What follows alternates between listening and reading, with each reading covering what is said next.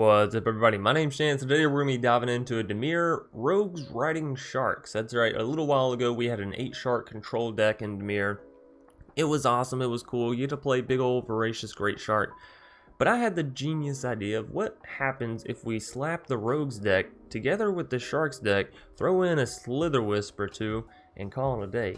And I'm here to tell you, it's freaking fracking awesome, ladies and gents. It is beautiful to play this deck. So, diving right into it, down here in the lower end, you'll notice we have a lot of similar things to the Rogue decks, right? We have the Merfolk Windrobber, 4 copies of Thieves Guild, and all of these cards come together to, of course, mill your opponent. In Thieves Guild Enforcer's case, it can come down as Flash Speed, come down as a 3/2 with Death Touch, which is insane, right? All that for a 1 mana at instant speed.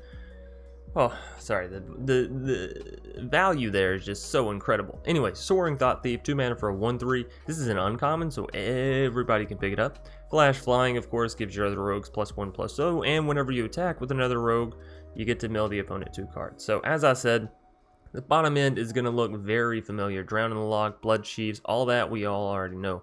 Moving us to the 3-drop slots, this is where it starts getting a little interesting. Now, Brazen Borrower is a rogue that is oftentimes played with these, so you can slump that together, right? This whole little triangle. Didn't Say Please is really nice, and I actually got this card from Seth Manfield's current, I think, most updated, we'll say that, rogues list, right? It's a really good counter magic spell, and it mills your opponent 3 cards, which means if you counter 1 spell with this, they're already almost halfway to 8. You know, halfway to activating the Thieves Guild, halfway to activating the Soaring, and actually into the story. They're more than, well, they're not more than halfway, but they're a lot closer to halfway than the other ones, as this card only needs 7. Anyways, you get the point. It's counter spell, helps you mill. It's a fantastic pickup in these, I won't say slower rogue decks, but in these less aggro focused, right? Anyways, Slitherwisp, 3 mana, 3/2, like we mentioned, still has Flash, allows you to draw cards off the back of your other Flash cards and deal damage, and it can be mutated down onto. So, yeah, and it's a, 3/2 attacker, which means if it's down and your opponent doesn't have defenders, it's just going to go ham on your opponent's face. Agadeems is really nice, as we are playing a whole lot of creatures, and it's also a land, so if you need it as a land, you have it as a land, and if you want to revive, everything from Greatshark down, you can. One of the bad things about the Rogues decks, usually, is it'll have, like, up to the 3 mana drop slot, right? So, come that mid to late game when you use Agadeems, you can only get 3 creatures. Whereas in a deck like this, you could potentially get back 5, 6 creatures, right? Because you have a creature in the 6 mana, 5 mana, 4 mana, 3 mana, 2 mana, and 1 mana. So, Agadeems becomes a lot more powerful in a deck like this. While still being a land, it's pretty insane. Next up, we have Rewind, and this was actually how this deck started, if y'all want me to be honest. I kept looking at Rewind, and I was like, I kind of still want to play this card. I really enjoyed all the moments when I got to. It was super fun because you get to sort of have a mini wilderness reclamation, right? Counter a spell, untap your land. So, really nice instant speed, counter magic. You do have to be careful if you're going up against another Rogues deck, as they do have things like Drown in the Loch, right? Where they'll sort of get under you with your counter magic. So be careful if you're in a mirror match. Maybe go for more, like less for the counter magic battle and more for the battle on the field, right? Because I think you can win there, as you have more power than what they do, just in general. Anyways, Battery, Flash Flying, Mutate creature. This goes really well with the Pouncing Shoreshark, so it adds to the Sharks. It has Flash, so it adds to the Slitherwisp. It gives Flying to whatever creature it mutates down onto, which is really only the Slitherwisp, right? Anyways, it's a 3/3 body, Flash, all that good stuff, and it can be reprocced is probably the nicest thing, right? If you Pouncing Shoreshark onto a Batcher, or if you double Batcher or double Dirge Bat, right? Then you get to destroy 2 things, and destroying stuff while gaining a creature is insanely valuable, right? Next up, we have Hagra Mauling, land destruction. What more could you want, right? Pouncing Shoreshark, another Flash mutate, and this one is where we're getting into the Sharks, right? Anyways, whenever this creature mutates, you may return target creature an opponent controls to its owner's hand, so it's really good in the tempo games, and as we have a whole lot of, like, Gruul Andes running around, it's really nice that it's at flash speed, because what you can end up doing is mutating it down, block. Jeez, phone, I was almost good. Mutating it down, block something, and then bounce the thing that you didn't block. So they will, yes, they still have the haster, but it'll come down after their attack phase, and you will have removed a card with your Pouncing Shoreshark. So honestly, this deck seems like it may have a better matchup against the current Gruul decks, just because it has more solid bodies to it, but you know, I'll leave that for y'all to decide. Voracious Greatshark, 5 mana, 5/4, flash, and whenever it enters the battlefield, counter target artifact or creature spell.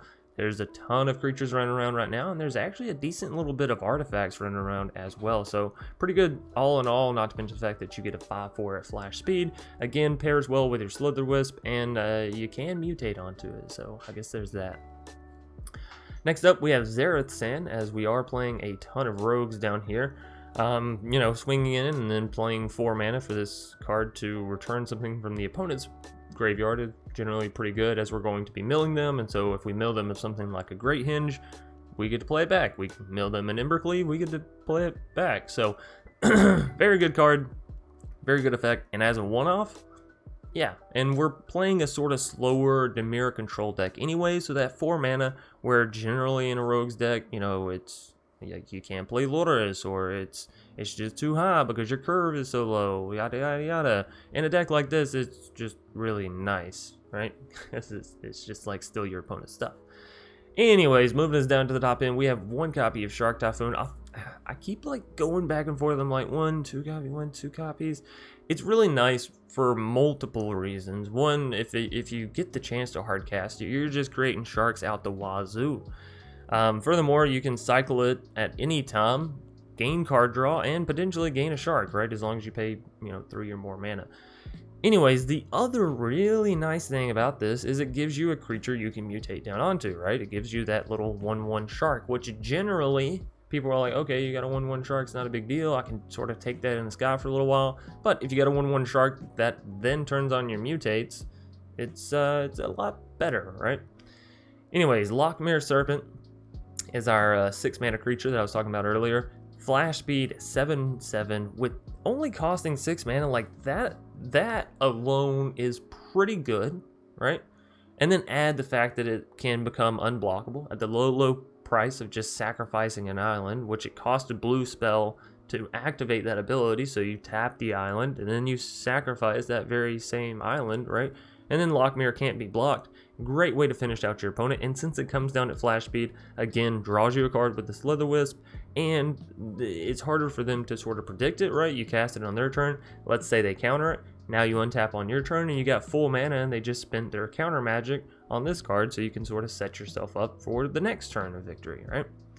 Anyways, last but not least, we have 2 copies of Into the Story, as we do have that underlying mill theme here, with the rogues, with the didn't say please, right?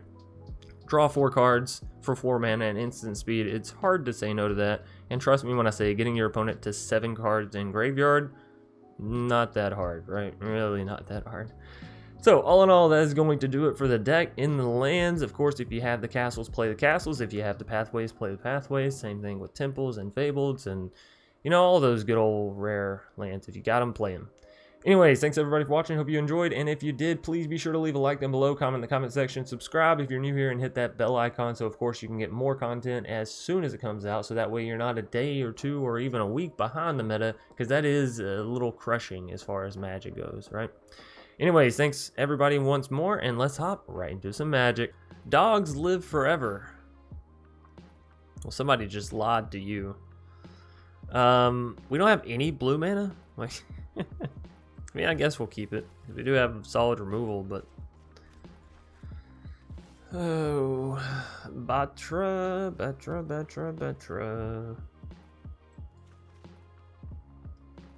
Oh, right. I was going to throw in some of those merfolk pirates. Or rogues. Whatever. They're not pirates. Y'all know what I'm saying. Oh, speaking of pirates, that rogue is stealing my shit. I don't appreciate it. I'm gonna need some blue mana somewhere. Do we have Fable Passages in our deck? I should probably go check that. If not, we should definitely be playing them. But yeah, still no. Whew. Hey, it's completely tapped, but I don't give a fuck.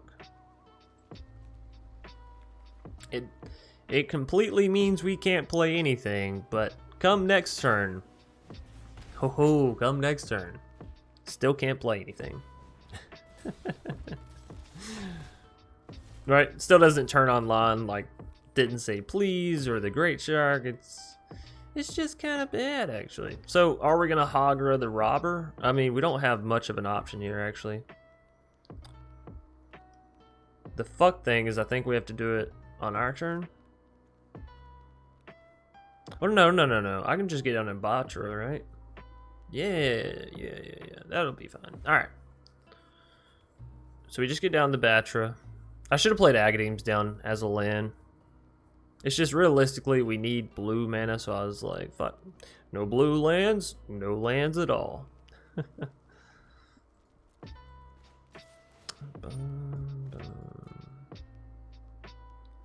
They took my Into the Story. What a little bitch.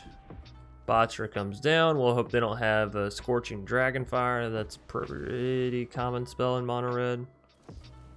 Shock. Bone Crusher. Shock.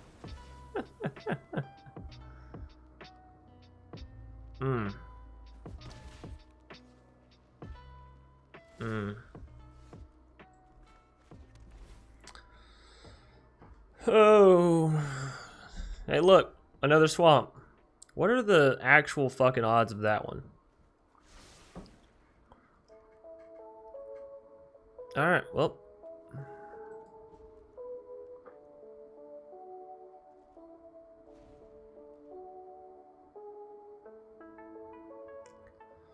So we can throw down Thieves Guild. Okay, well, never mind. Drop that on you real quick. 4 puts him to 6.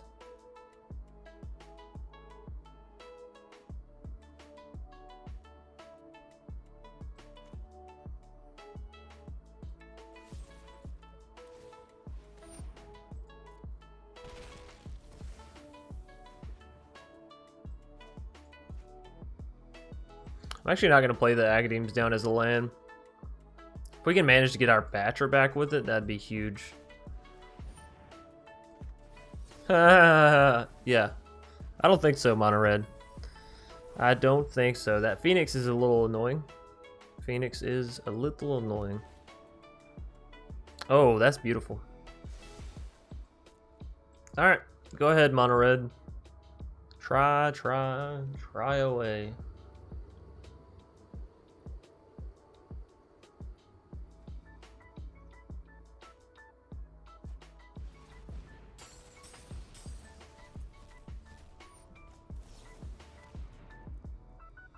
That's right.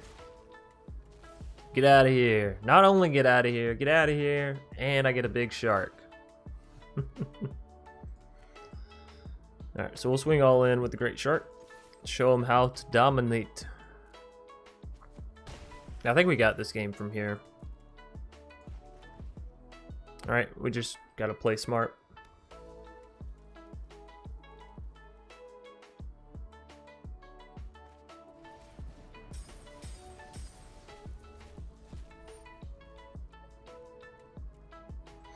You actually let it resolve this time, and I'll tell you why.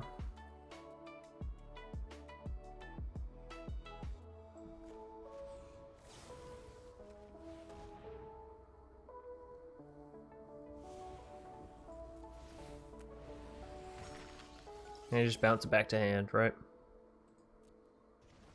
They can't play it, and it loses its effectiveness from the graveyard. Passive attackers. They have anything they can follow it up? Little creature or something? Shock. Another shock? Nope. Not that.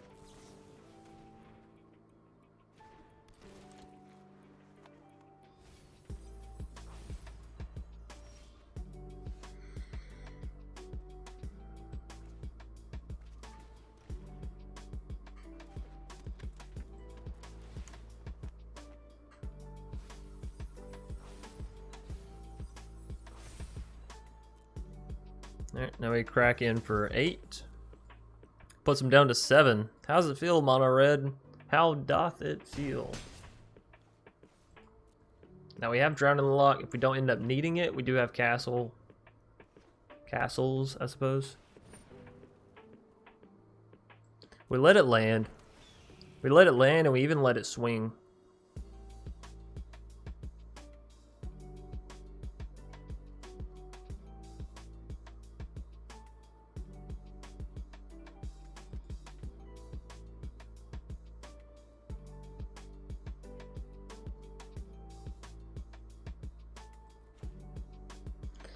Now, if I destroy their Phoenix, what's to say they don't destroy my Thieves Guild, right? As is, we still have lethal on board. So yeah. Oh shit, should have scryed. God damn it, we just talked about this, right? Just talked about this.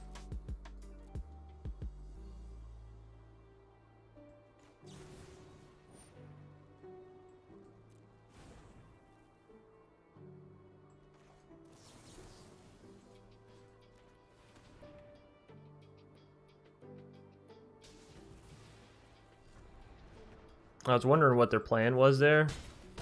Now I see. Now I see. It was just pray I don't have any removal. Alright, well, we're taking out Dogs Live Forever. Fantastic. Okie dokie. VNR math. Not ZNR, so it's not Zendikar math. Vendikar math?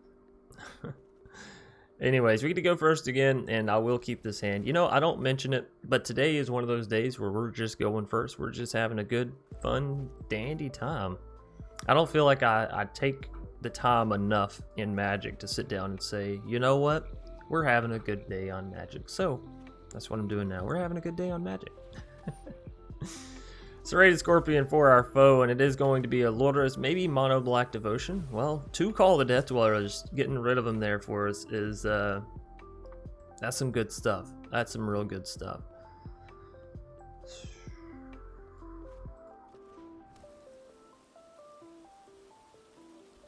I would like to Bloodchiefs this Serrated, but in the same manner, we don't absolutely need to. So I think we're fine leaving it as is. I think so. Magus' Favor. We let it ride, but we get down to Soaring, you know, in its place. There's another call. Oh my goodness. They are probably so mad right now. Well, you know, sort of. Because we just milled 4 non-lands, which means if they don't have any lands in hand, they're probably like, woohoo, thank you. This seems suspicious, doesn't it? Like they have a deadweight waiting for us. Or something. I don't trust it. I don't trust it. Yeah. Yeah. I knew you had a trick up your sleeve, Johnny. Lochmere is a little too big for us to be realistically holding on to right now. You know, I don't really think we need to defend their Scorpion here, so we'll just keep milling them. This at least adds to our Drown in the Loch. Sorry, I didn't say please. It adds to our Drown in the Loch value.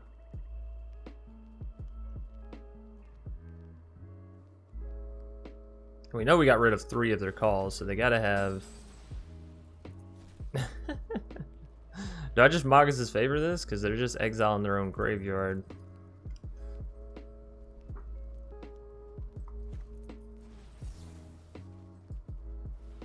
Yeah. If you want to spend your whole turn doing that, I'll spend my whole turn countering that. Sure. Ooh, Batra. Batra. So if I shock this in, I could actually play down Batra. Well, first things first, we're swinging in with the Soaring. For sure. Boop. Nothing else, we'll mill you with our little -1 creature. I don't know that I want to shock this in, honestly. puts us down to 13. Yeah, I just don't think I want to. Didn't say please should be good enough.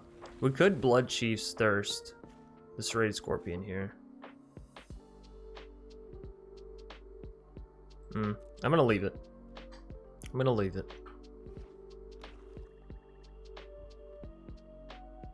Are they gonna try to remove my Soaring again with the Moggs' favor? Indeed. Indeed. Well, if it means that much to you, fuck no. Fuck no.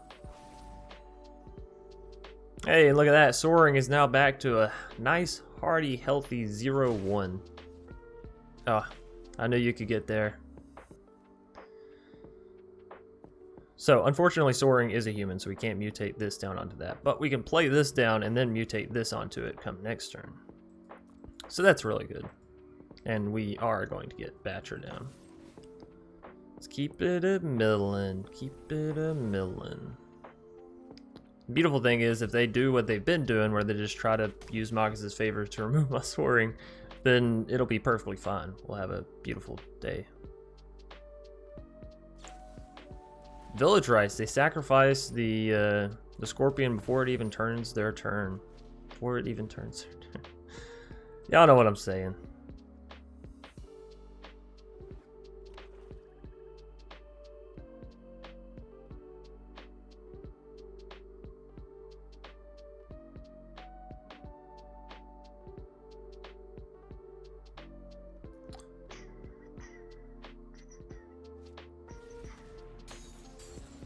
We let it happen. Let it happen.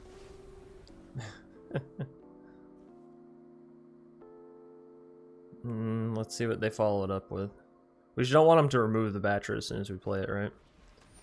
Good old Mire Triton.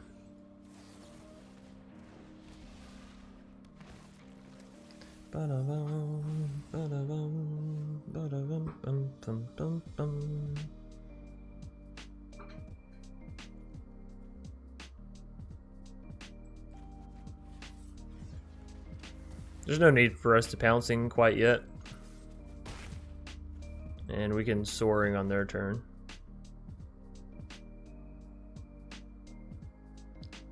Alright, they got 5 mana, 6 mana, sorry.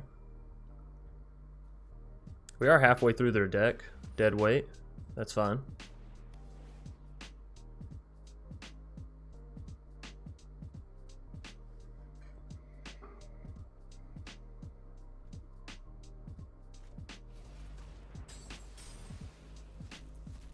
Going for the same old strategy, huh?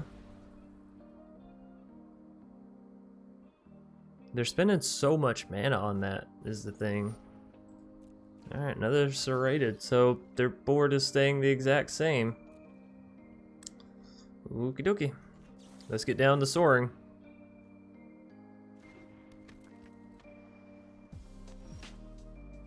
Didn't say please. Nice. More counter magic. More counter magic.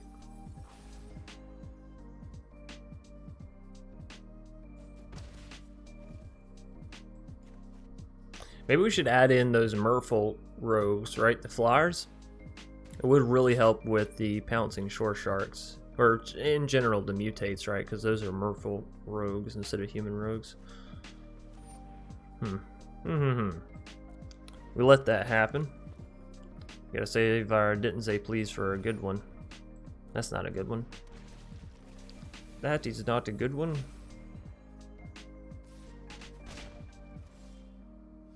Brazen. Ah, Brazen is beautiful. Where's the rest of our lands though? Really would like some lands. Alright, so we swing back in.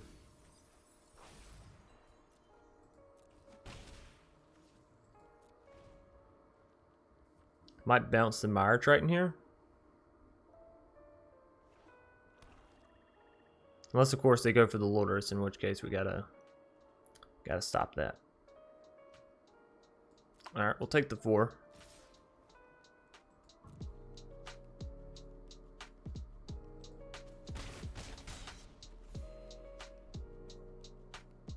Might need to start leaving our Soaring back to block. That's it. They're not going to play anything? No Lotus, no nothing. Alright, let's try to bounce this.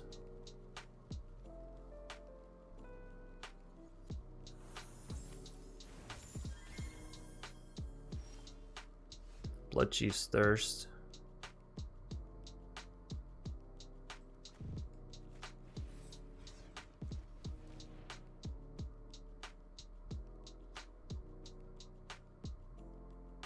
They got a Village Rights. Indeed. Why they should have Village Rights their Mire Triton to keep me from having my Brazen. Silly little goose. Oh well, let's try to get in with the Soaring. Mill them down to 18. We're getting them there. We are getting them there. When they go to replay Mire, puts them down to 16. They draw 1, 15.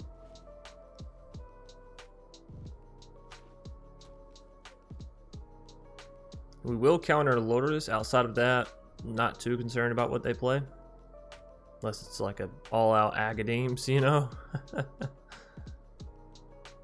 They're looking in the graveyard. Oh, for Magus. Alright, that will make the Scorpion deal 3. We gotta let it happen. We'd sooner just block with the Soaring than worry about that, right? So yeah, you just let it happen.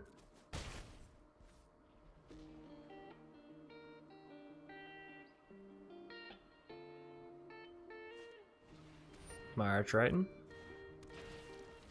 Like I said, mills them 2 more. Down to 15.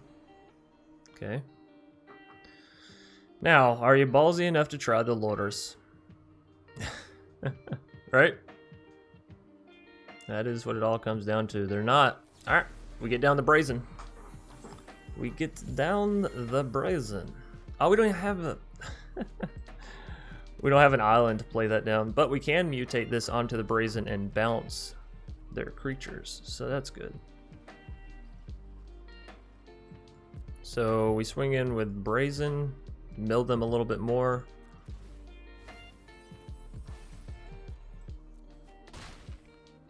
Still have Didn't Say Please, still have Pouncing. Beautiful.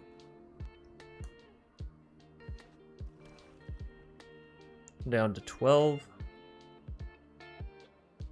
If I play Pouncing, they can play Lotus.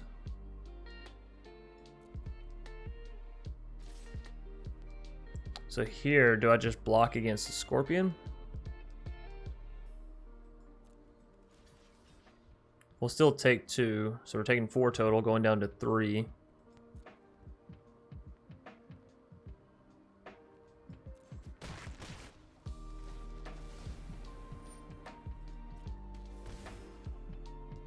Around 12.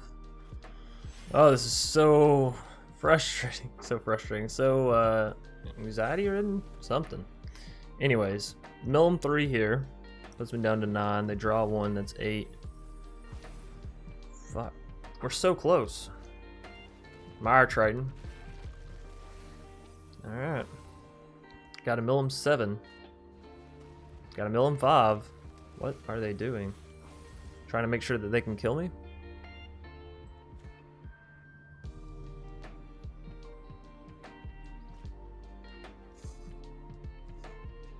Alright, so if I mutate this onto the Brazen, we bounce a Mire Triton, we can use this to kill a Mire Triton. Oh, I can't do both. I can't do both. So we lose then, yeah? So they're going to be able to deal 4. Is there any way around? Mutate this down. Return Mire Triton. They still hit us because Brazen can't block. If I just play it down, we block Mire Triton. They just kill us because we can't block 3. And we have Heartless Act.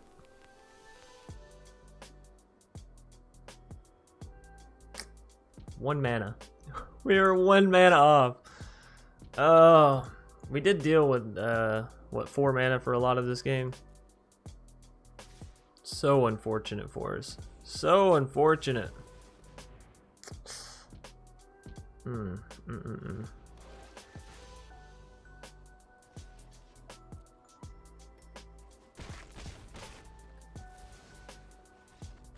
Damn.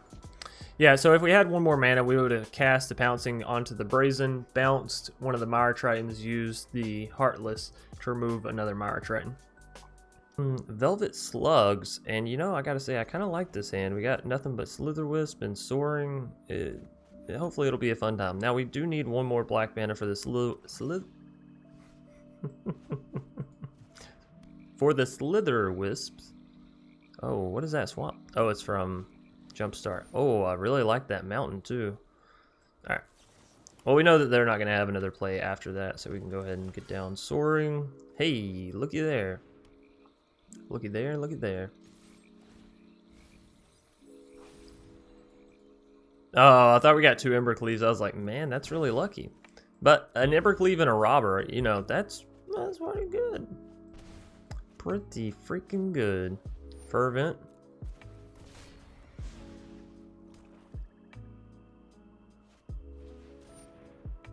Okay, that's fine. So it's going to cost them 2 life to do that. They're going to swing all in thinking it's fine, right? We're going to play down on Slitherwisp. Take out Fervent. Rewind. Ooh, that's really good. So now we can counter something on their turn, turn around and play down, you know, Soaring or another Slitherwisp. So yes, please draw me another card. It's another land. Hey, well, at least I'm not flooding, right? Like, they're drawing the lands for us. How convenient. So we let this damage ring through. And then whatever they try to follow it up with. Ooh, shocking it in. Yeah, I like that. Do we rewind the Stormfist Crusader? Does draw us additional cards, but it is a blocker for them. We know they have something else to follow it. I say we rewind it. Say that 5 times fast. We rewind it. Anyways, took that out. We're gonna untap all of our land Arena here. They had a Bone Crusher to follow it up, but we just get down another Slitherwisp. Pretty much continue on about our day. Bloodchief to take you out. Play down a Soaring come their turn. I guess we could have played it on our turn and drawn a card, but we get the card draw on their turn either which way, right? So we'll resolve this.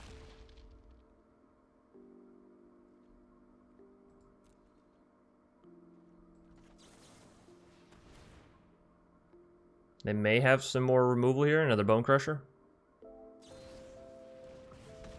That's a whole yikes. But we have gotten pretty, wow, we have gotten very flooded. Wow, very, very flooded this game. Incredibly overly flooded, I would say. But the nice thing about Agadeems is, well, you don't have to play it down as a land. Yeah, I think they may have figured it out. Alright, so picking up a first victory with our Rogue's Rod Sharks deck.